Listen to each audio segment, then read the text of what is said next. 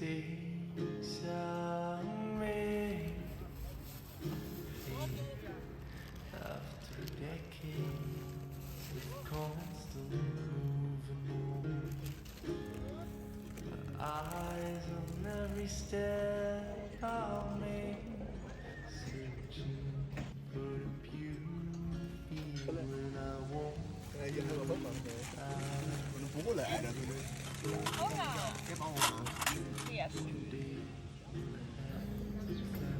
Egal.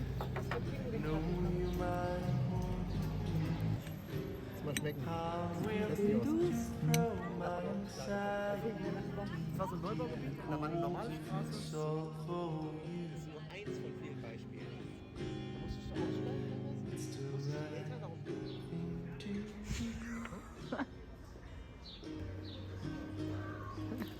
Mahlzeit.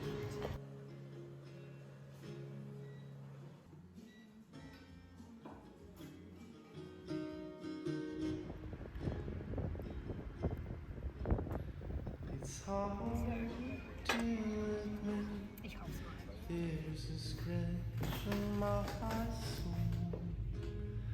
I do miss my mother more than all in all. I see And I was like, she comes often to meet me just in dreams. I fear, just in dreams. I fear.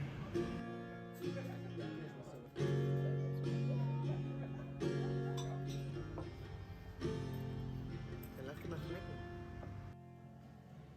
It's not fair that you two will ever stay alone.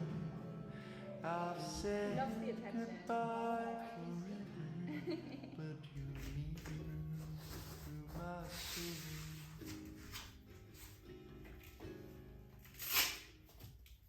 Ihr habt mir gesagt, ich soll mal meine Workout-Routine zeigen, also machen wir das jetzt mal. Ich mache meistens so 2 bis 3 Mal allerhöchstens Sport in der Woche und da mache ich Krafttraining und benutze dabei immer Gewichte. Einmal hier so Knöchelgewichte und dann Hanteln, einmal so 4 Kilo Hanteln und dann Hanteln, die ein bisschen leichter sind für bestimmte Übungen. Ich weiß auch gerade nicht, wie viel diese wiegen. Ich fange dann immer mit einem Upper Body Video an, also hauptsächlich Arme. Und da sind diese 2 Videos meine liebsten Videos. Da wechsle ich immer zwischen diesen beiden ab. Ja, und dann mache ich eigentlich immer diese Booty Blast Routine, ebenfalls von Sammy Clark. Und auch hier benutze ich Gewichte. Da mache ich bei der ersten Hälfte vom Video die Gewichte an das eine Bein ran und bei der zweiten Hälfte dann an das andere.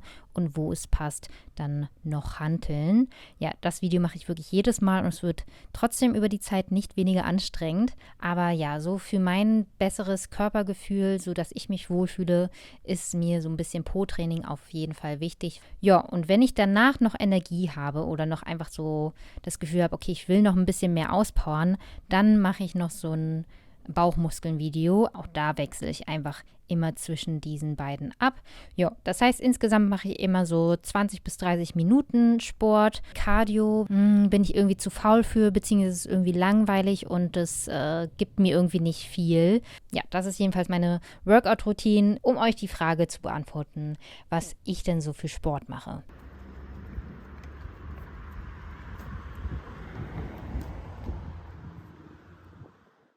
Wir werden jetzt gleich ein paar Geschmäcker für unsere Hochzeitstorte probieren.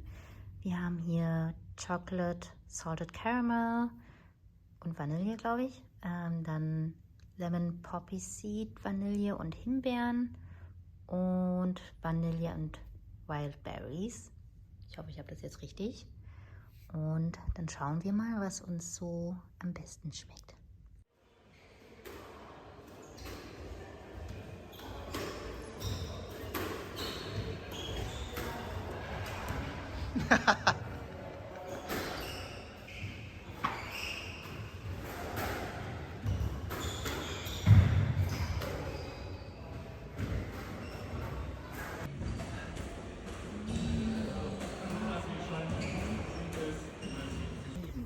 ja klar.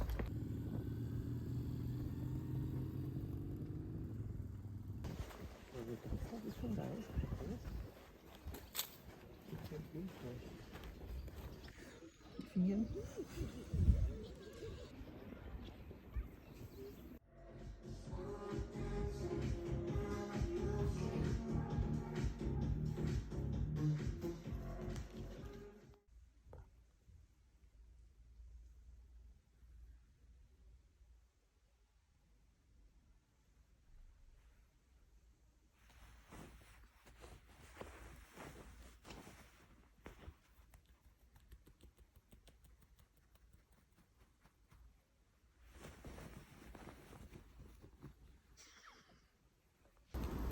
Diese Konstruktion. Ist geil, ne?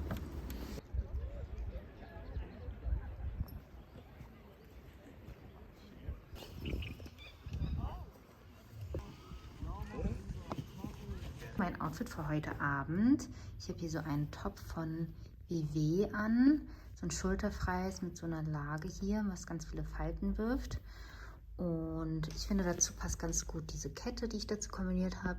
Das ist eine Blumenstoffkette, die ich mir über Etsy quasi zusammengestellt habe. Und als Jeans habe ich eine lockere Jeans von And Other Stories an. Weil wir ja auch essen, dachte ich mir, ich will was Bequemes und Lockeres anhaben und nicht irgendwie sowas Enges. Und dazu dann meine Alaya Ballerinas, die ich dann eh ausziehen werde.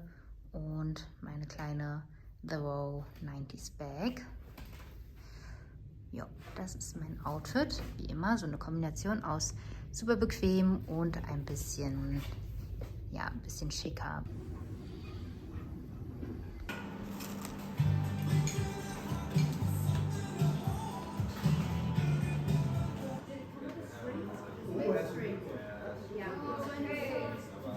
You know, I rated the shop and then I posted something, I checked them, lenses, so I was like, whatever. Yeah, in the end, it's kind of like, wow. I'm like, wow. The humidity lately has like been okay because Look at this. he's a real. Ich hatte heute mal Lust auf so ein Basic Outfit, weil ich ein Foto auf Pinterest gesehen habe mit so einem Look, also weißes Hemd, Jeans und Ballerinas. An mir sieht es natürlich ein bisschen anders aus, weil ich nicht Modelgröße habe. Aber ja, ich trage halt so ein einfaches weißes Leinenhemd, das ist von Philippa K. Dann alte Jeans von Weekday, Chanel Ballerinas.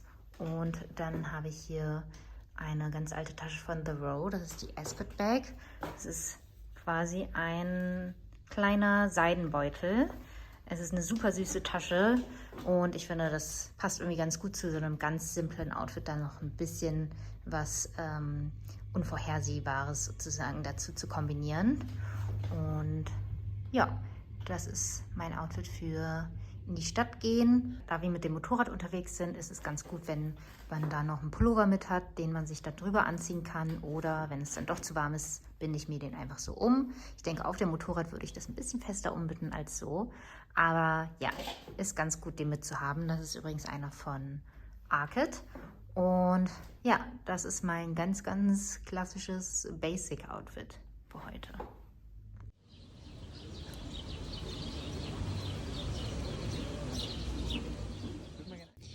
Unsere fertigen Einladungen sind angekommen, aber ich werde euch die noch nicht zeigen, weil wenn das Video online geht, haben es noch nicht alle bekommen. Aber ich zeige euch vielleicht zumindest die Briefmarken. Ich war nämlich extra bei der Post und habe gefragt, okay, ich brauche halt für die und die Größe Briefmarken, möchte mir aber schöne aussuchen. Da habe ich mich dann für diese hier entschieden. Da muss man dann immer eine Hälfte hier rausnehmen. Und das kann ich schon mal zeigen. Das sind die Umschläge, so aus recyceltem Papier. Und ich finde, das wird bestimmt sehr, sehr schön aussehen. So, hier die Briefmarke und dann handschriftlich beschrieben. Das muss noch gemacht werden, damit die eben abgeschickt werden können. Und ja, dann werde ich euch, glaube ich, vielleicht die Einladungen im nächsten Vlog zeigen, weil bis dahin haben es dann alle Gäste auch bekommen und dann nehme ich sozusagen niemanden vorweg, kann aber euch dann auch ein bisschen mehr mitnehmen bei so kleinen Detailsachen. Ich glaube, das ist ganz interessant. Ja, das ist schon mal so ein ganz kleiner Sneak Peek. So, und wenn wir schon beim Thema Hochzeit sind, erzähle ich da über ein paar andere Hochzeitsdinge, die sich so in der Zwischenzeit entwickelt haben.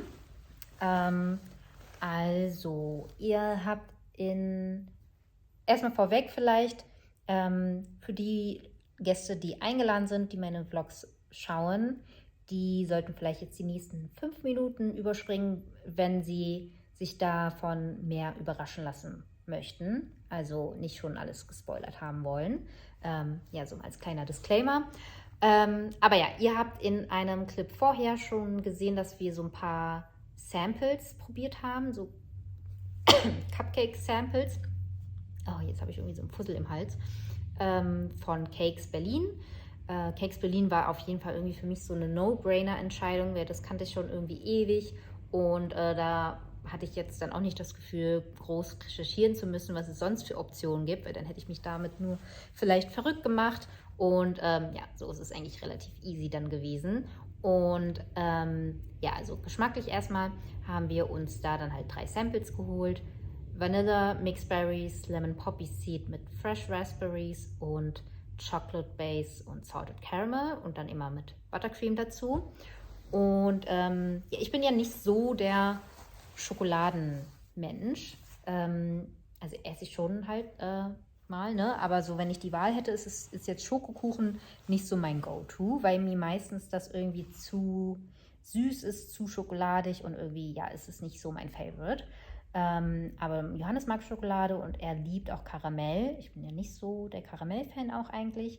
Aber ja, deswegen ist es auf jeden Fall gut gewesen, dass wir das auch als Option hatten. Und letztendlich ist das auch unser klarer Favorit geworden. Also Chocolate Base mit Salted Caramel und Buttercream dazu. Weil alle Samples haben gut geschmeckt, aber die anderen beiden waren uns vielleicht zu klassisch, nicht besonders genug, sage ich jetzt mal. Bei Lemon Poppy Seed haben wir auch irgendwie doch relativ häufig gegessen oder geschmeckt und irgendwie, ja, gab es schon anscheinend öfter an irgendwelchen Feierlichkeiten, dass es uns nicht mehr so umgehauen hat. Und ja, also ganz klar war dann Chocolate Salted Caramel unser Favorit. Und was wollte ich jetzt sagen? Ja, ist nämlich nicht zu süß und durch dieses Salted Caramel gibt es einfach noch so ein bisschen diesen Kick und diese besondere Note, aber es ist trotzdem sehr abgerundet und sehr schmackhaft. Und jetzt wird unsere ganze Hochzeitstorte in diesen Geschmack haben. Das ist dann auch relativ unkompliziert mit irgendwie schneiden, weil dann ist nicht so, okay, wer will diese Sorte haben, wer will diese Sorte, sondern einfach Kuchenstücke werden geschnitten und jeder kriegt das Gleiche. Super easy. Und designmäßig kann man sich da entweder ein Design von Cakes Berlin aussuchen oder man macht wirklich irgendwie so einen Custom-Made Kuchen. Und ich habe halt im Vorfeld, ich habe immer noch diesen Fussel im Hals, ich habe im Vorfeld schon so ein Moodboard gemacht und habe da auch eine Stunde lang mit Stephanie von Cakes Berlin telefoniert und ihr das auch geschickt und alles. Und ja, sie versteht auf jeden Fall meine Vision, die ich da habe und ist da auf jeden Fall auch excited. Also sie freut sich auch irgendwie, das umzusetzen, weil das irgendwie eine coole Idee ist, meint sie. Und ein bisschen anders, was ich ja gut finde, weil sie macht auch ein Design von Kuchen, was ich mir eben abgespeichert habe und auch immer visualisiert habe. Aber das habe ich jetzt mittlerweile dann doch irgendwie relativ häufig gesehen und ja, dann bietet es sich an, einfach da so ein bisschen was Neues zu machen und sich ein bisschen auszutoben. Und das macht einfach auch Spaß, da so ein bisschen so Ideen zu verwirklichen. Und ja, da könnt ihr gespannt drauf sein. Es gibt natürlich so ein paar Faktoren, die man nicht so gut vorhersehen kann, ob es dann wirklich so wird, wie man das sich überlegt hat, weil es irgendwie von Verfügbarkeiten von gewissen Dingen auch abhängig ist. Aber ja, wir sind da eigentlich guter Dinge. Und ja, aber wir haben ja 2 Torten, weil wir an 2 verschiedenen Tagen Feierlichkeiten haben. Einmal einen etwas kleineren Kreis, ja, beides sind kleinere Kreise, aber wie auch immer. Wir haben aber jedenfalls noch für einen Tag auch nicht noch die Option, einen Kuchenmoment zu haben. Ich liebe einfach Kuchen an Hochzeiten, ist so einer meiner liebsten Momente einfach. Deswegen ist mir das eigentlich auch sehr, sehr wichtig, da irgendwie so was Schönes sich zu überlegen. Jedenfalls haben wir noch eine zweite Torte für den Tag davor. in einem etwas kleineren Rahmen, und da werden wir uns aber ein Design von ihr, was schon so sozusagen angeboten wird, aussuchen. Genau dieses, was ich mir nämlich immer abgespeichert habe, und zwar dieses mit diesen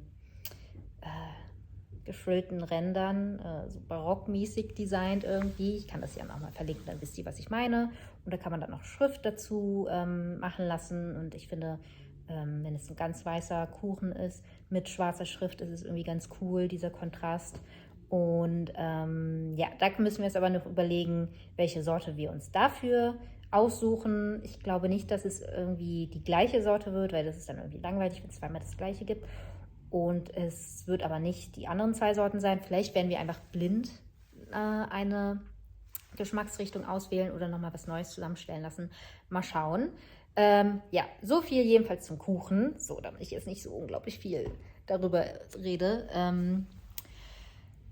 Sonst steht eigentlich so gut wie alles. Also die großen Punkte bei einer Hochzeit. Was sind die denn? Also einmal Standesamttermin, Veranstaltungsort, Musik, Blumen, Kuchen, Einladungen und Fotografen natürlich. Die sind jetzt eigentlich schon alle so ziemlich unter Dach und Fach. Also zumindest muss ich mir jetzt da keine Sorgen machen, von wegen, oh, die sind nicht verfügbar oder keine Ahnung was. Das ist schon so relativ geregelt alles.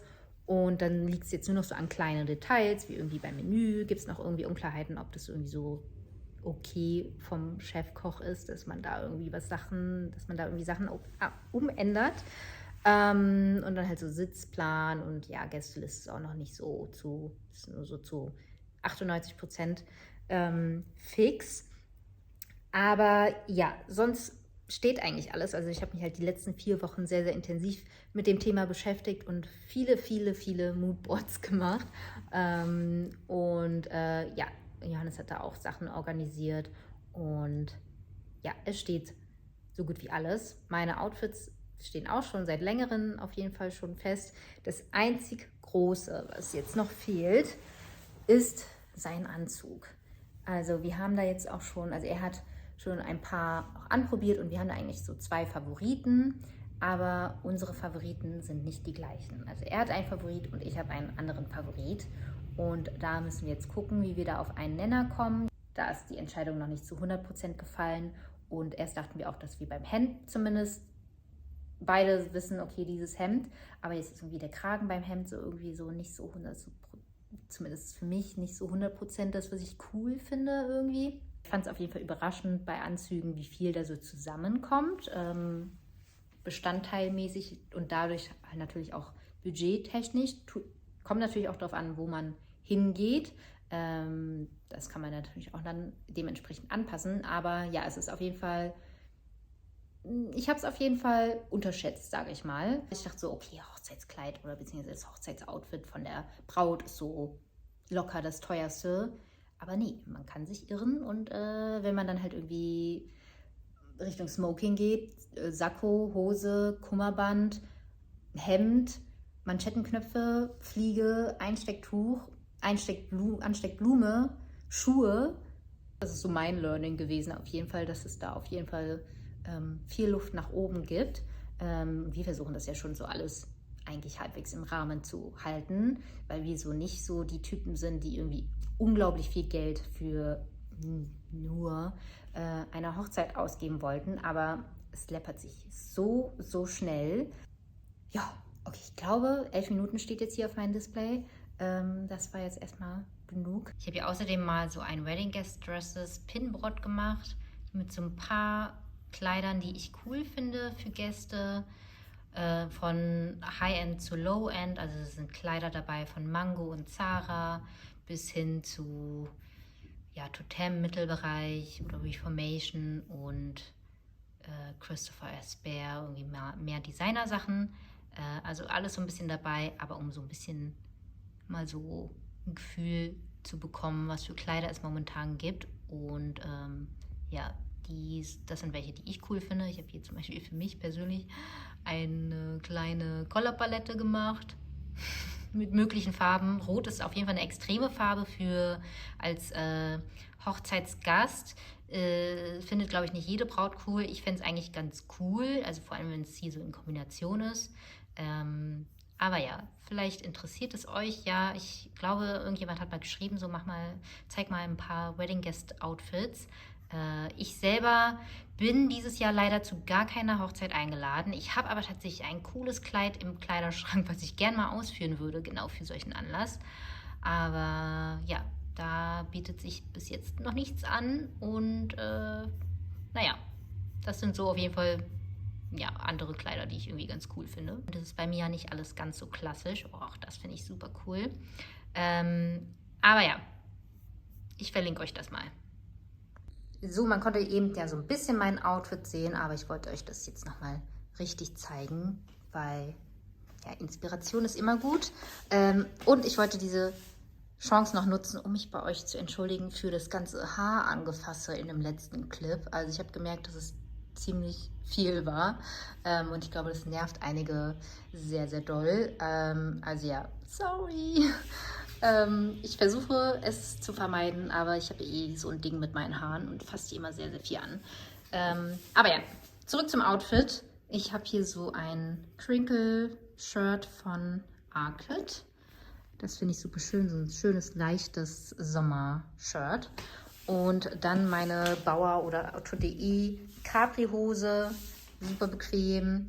Und diese Flipflops eigentlich von einem Hotel auf Bali, was ich mitgenommen habe. Das sind einfach so die perfekten Hausschuhe. Und ich fand das einfach zu schade, weil das dann ja einfach entsorgt wird. Und dann habe ich das einfach mitgenommen. Und dann habe ich hier seit langem mal wieder diesen Anhänger rausgekramt von Celine mit einem N-Buchstaben. Und ja, das ist mein bequemes Outfit. Das ist super bequem, aber dadurch, dass es so schlicht ist, sieht es natürlich wieder so schick aus. Aber ja, das ist mein Outfit.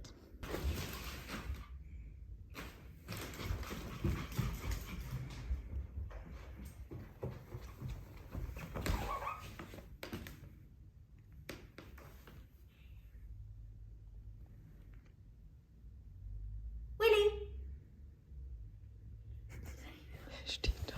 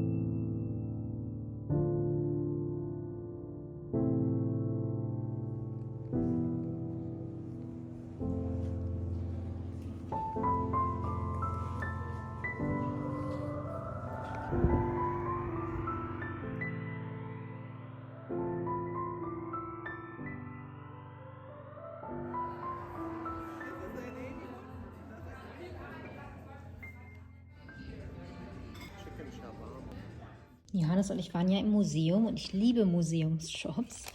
Und da habe ich mir jetzt mal diese Postkarte hier geholt. Das kann ich mir irgendwie ganz gut vorstellen. So eingerahmt mit ganz, ganz viel Passepartout und dann so einen schwarzen Bilderrahmen. Das könnte irgendwie ganz schön aussehen. Hier sind nochmal die Daten dazu, was das für ein Bild ist. Und ja.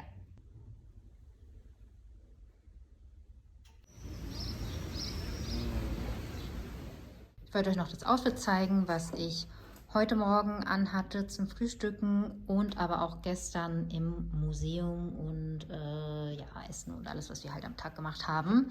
Momentan ist es wieder so ein bisschen regnerisch und grau und teilweise ein bisschen kühl und ja, einfach so ein bisschen unbeständig. Deswegen sieht das Outfit dementsprechend aus. Es ist so ein Mix irgendwie. Also wir haben hier den Cord Trench von Kate, den ich ja abgöttisch liebe. Und deswegen bin ich auch ein bisschen froh, dass man den mal wieder anziehen kann, weil der einfach so schön ist.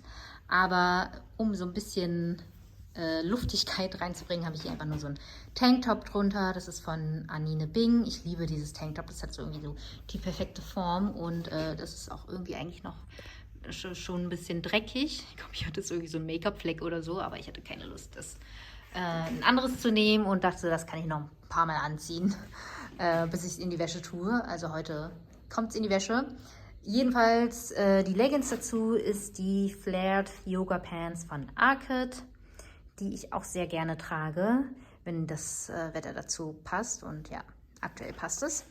Um noch ein bisschen Sommer beizubehalten, habe ich mal die alten Hermes-Sandalen rausgekramt. Ich glaube, die habe ich seit, keine Ahnung, 7 Jahren oder so. Die sind auch schon so ein bisschen,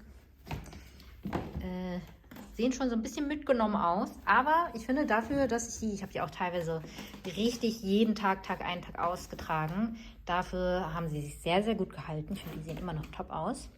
Und als Tasche hatte ich heute die Prada-Tasche. Und gestern hatte ich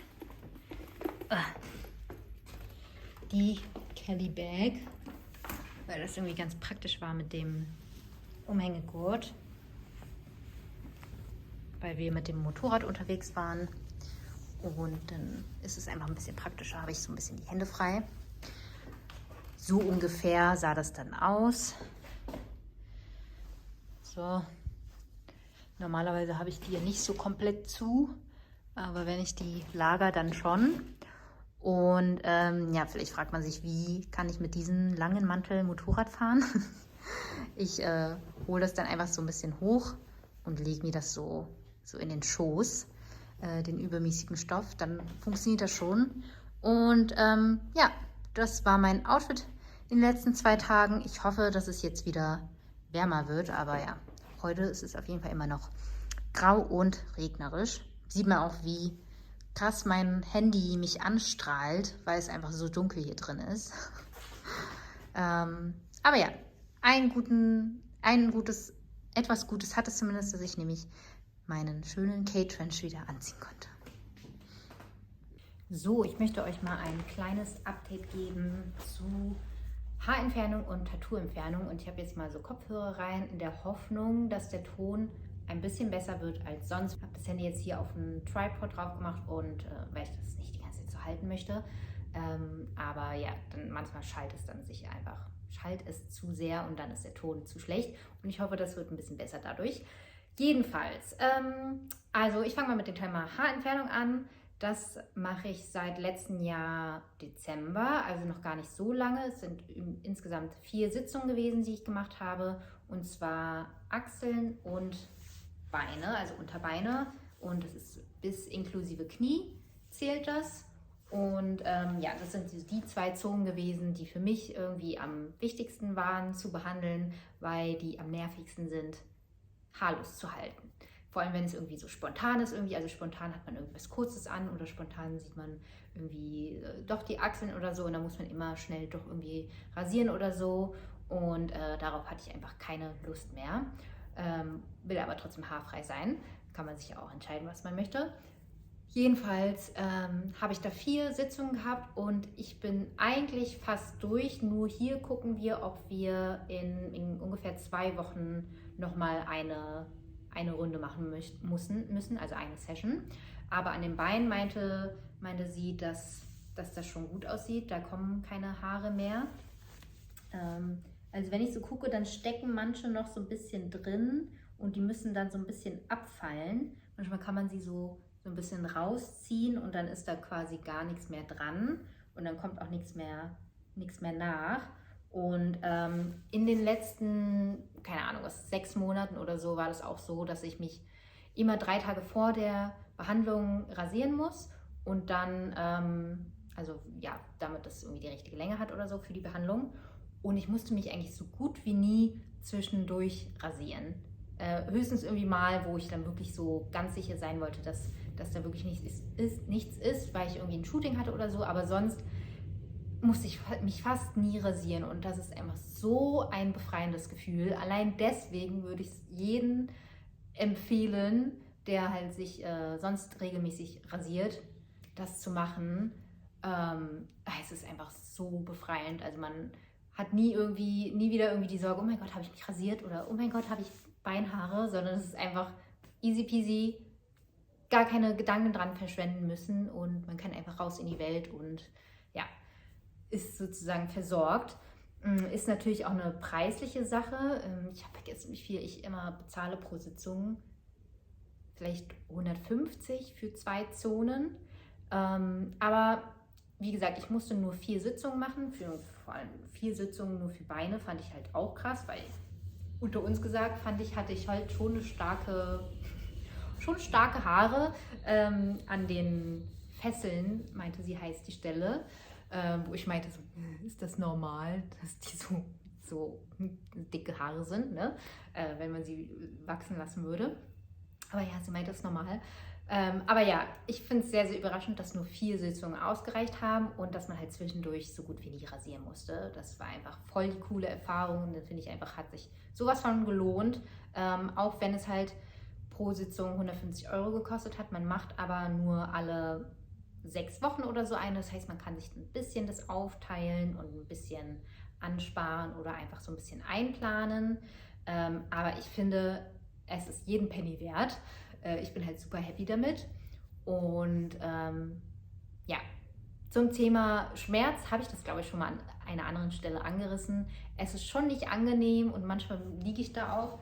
Und wenn sie da an den Achseln macht, bin ich so, ziehe ich dann so meine Beine zusammen, weil es einfach so zwiebelt. Und ich dachte eigentlich, normalerweise bin ich jemand, der eine gute, hohe Schmerzgrenze hat, aber da bin ich da. Das und Tattoo-Laser-Entfernung sind so wirklich meine Endgegner. Aber es geht auch super schnell vorbei. Aber ja, auch der Schmerz ist es wert, in meinen Augen, für das Ergebnis und einfach für die Entspanntheit, die man danach hat. Und ja, für Leute, die halt auch so dunkelhaarig sind wie ich, oder die auch irgendwie vielleicht ähnliche Behaarung haben, ist es nun mal auch so, dass selbst wenn man sich rasiert hat, ist trotzdem ein dunkler Schatten immer zu sehen gewesen. Und jetzt, ich habe jetzt so faltige Achseln, aber ich finde, das ist jetzt deutlich weniger und ich sehe so von der Seite, dass da so ganz leichter Flaum ist teilweise. Echt so so richtig feine Haare, feiner als irgendwie, weiß nicht, irgendwo Haare, wo man Haare hat. Quasi die sieht man eigentlich fast gar nicht, sondern nur so, wenn man sich das so gegenhält.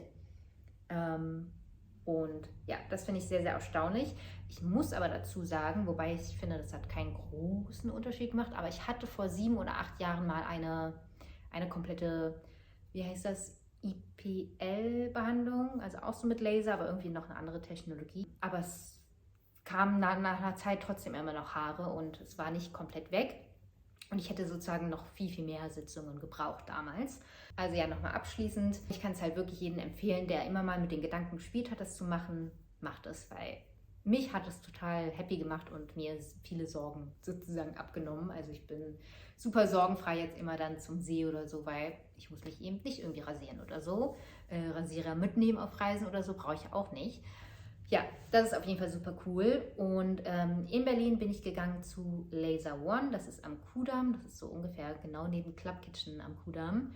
Und da in der Nähe ist auch der Anbieter, bei dem ich für das Tattoo-Lasern hingehe. Und ich hatte auch mal einen Tag, wo ich beides hintereinander weggemacht habe, weil wenn ich sowieso da in der Ecke bin, dann mache ich gleich einfach alles. Und es war schon ziemlich hardcore auf jeden Fall. Aber ja, wo ich zum Tattoo-Lasern gehe, das ist Capital Aesthetics oder Capital Laser Berlin. Das ist irgendwie genau neben dem Prada Store am Kudamm. Ja, da sind die Mitarbeiter auch super nett. Die Carmen, die das macht, die macht diese unangenehme Erfahrung so angenehm wie möglich auf jeden Fall. Naja, beim Tattoo-Lasern war ich jedenfalls insgesamt 6 Mal da und habe aber nicht jedes Mal beide Stellen behandeln lassen. Also es geht bei mir einmal um ein Tattoo, was ich hier hatte, ein Schriftzug. dafür war ich bereits bei 6 Behandlungen und dann habe ich hier an der Schulter ja ein Tattoo gewesen. Das hat nur 3 Behandlungen hinter sich. Und vielleicht finde ich dann nochmal Footage von, wie die Tattoos vorher ausgesehen haben, aber stellt euch einfach Tattoos vor, die ungefähr so dunkel waren. Und hier einmal so ein Schriftzug, der so geht und einmal hier ein Line Art, was man hier noch ein bisschen sehen kann. Ich komme mal näher dran. Also das sind nur 3 Sitzungen. Ich habe auch ein bisschen Pigmentierung und so an der Schulter.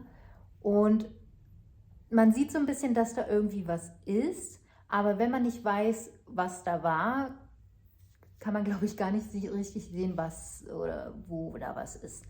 Aber man sieht hier so ein bisschen so ein paar Linien, die noch übrig sind. Jedenfalls haben wir die Schulter nicht so oft behandelt, weil das zum einen super schnell irgendwie verschwunden ist. Also das hat super schnell reagiert. Es war anscheinend gut gestochen, nicht zu tief und gute Tinte, dass das mit nur 3 Sitzungen schon so aussah.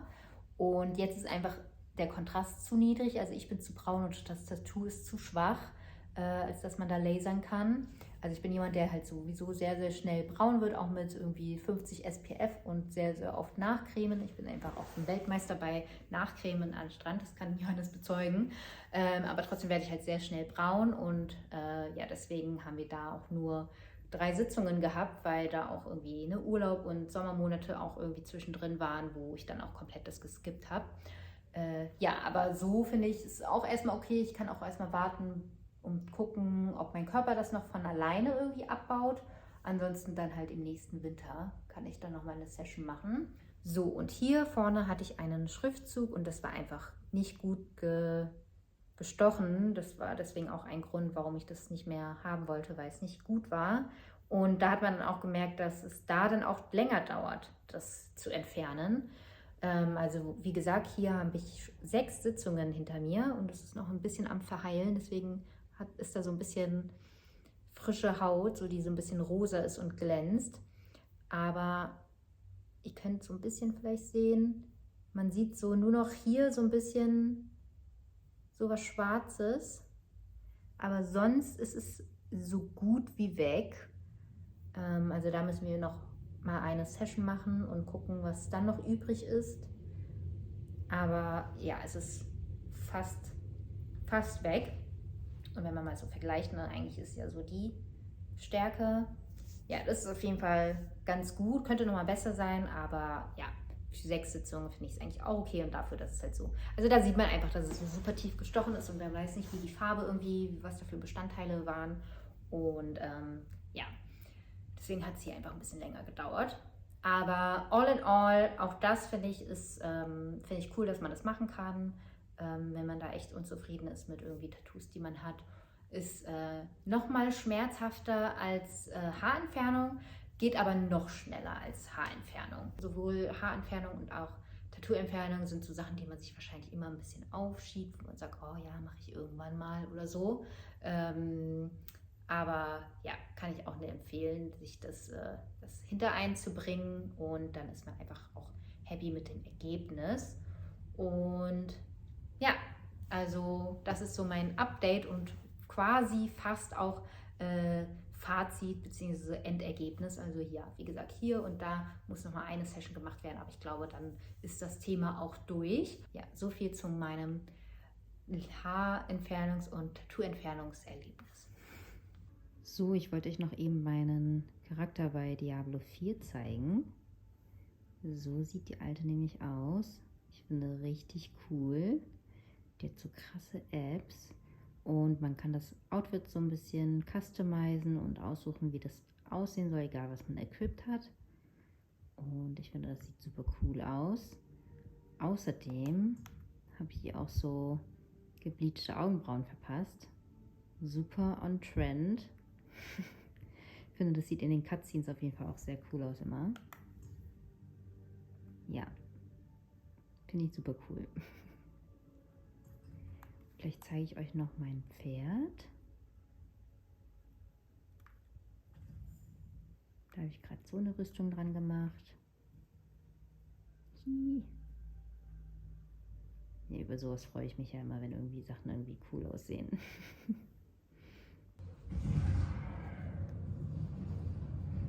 ich hoffe, die Qualität ist nicht so schlecht. Obwohl ich halt so nah am Fenster bin, ist es irgendwie so super kräuselig und flimmert voll. Naja, ich brauche eigentlich unbedingt mal eine richtige Vlogging-Kamera. Ich habe eigentlich vor Ewigkeiten mal eine Vlogging-Kamera gekauft, aber mit der habe ich irgendwie technische Probleme. Das war irgendwie total sinnlos. Und vielleicht sollte ich mir da mal eine zulegen. Ich muss mal andere YouTuber fragen, die ich schaue, wo ich die Qualität gut finde, was sie dann nochmal genau für ein Modell benutzen. Wie auch immer.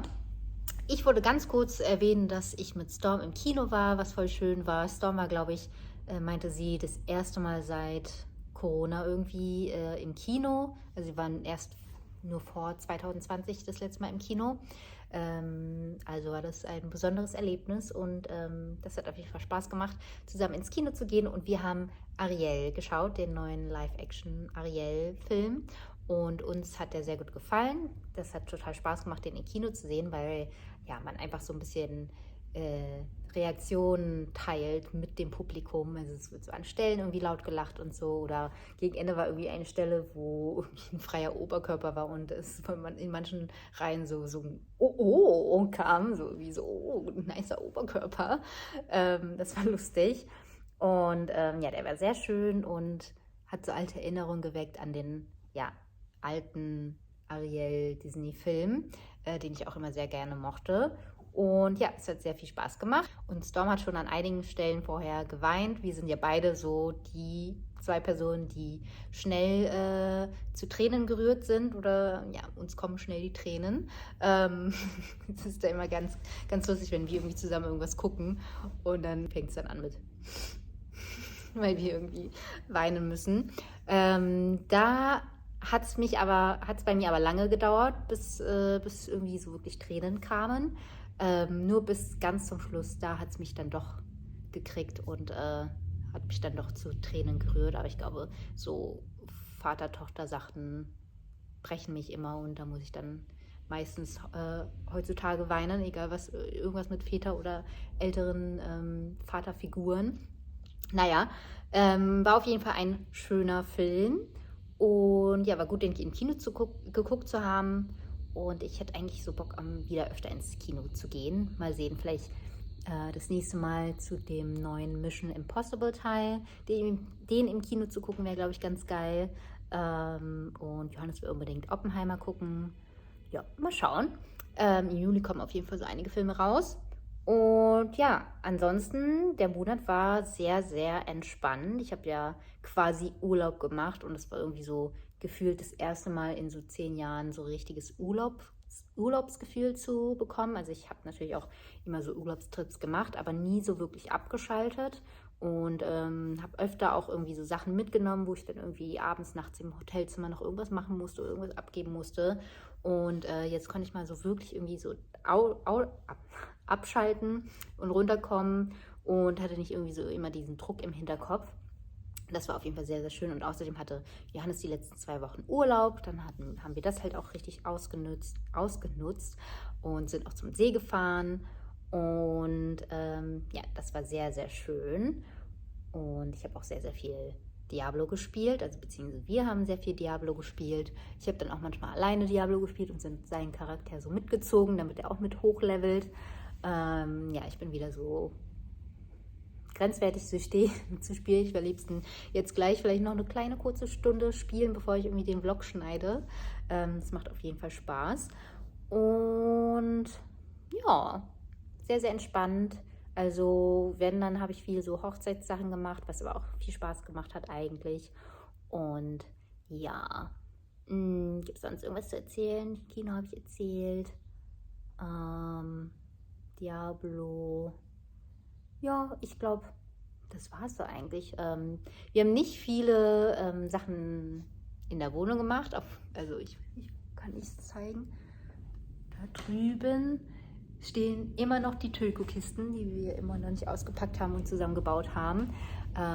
Ich glaube, weil wir eigentlich dieses andere Tüllko-Sideboard immer noch loswerden wollen. Und wir haben es auch bei eBay Kleinanzeigen, beziehungsweise Kleinanzeigen heißt es ja jetzt, reingestellt. Aber es will irgendwie niemand. Ich glaube, ich muss es nochmal anbieten. Und ja, falls einer von euch Interesse daran hat, einer von euch in Berlin, könnt ihr mir gerne eine direkt Nachricht schicken mit einem Angebot oder so.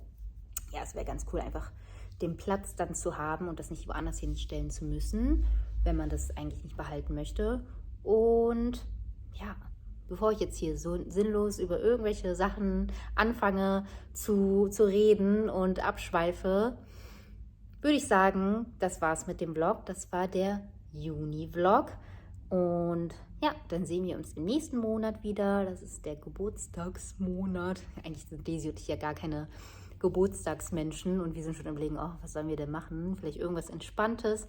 Ich brauche einfach nur eine Entschuldigung, um einen Kuchen zu backen. Ich habe halt mal wieder Bock, irgendwie was zu machen. Ja, vielleicht machen wir das dann da irgendwie zu diesem Anlass. Aber ja, alles ganz entspannt. Und ja, das war's dann. Ich hoffe, euch hat das Video gefallen und dann sehen wir uns im nächsten Video wieder. Tschüss!